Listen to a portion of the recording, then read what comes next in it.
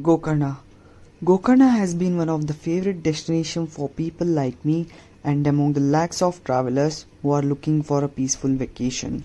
People all over the world, they come here not only to travel, but they come here to practice Indian religion, customs and traditions. And hence it is an pilgrimage destination for Hindus. Mahabaleshwara temple, Koti Tirtha are much known famous among them.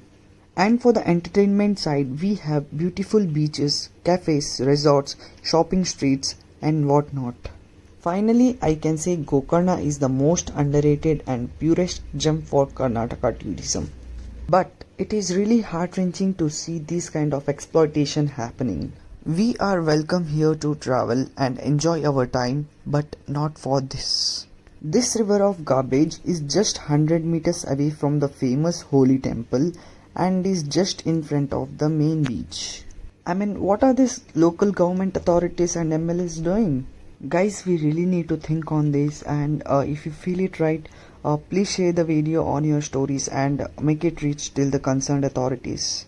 And thank you so much for watching till the end.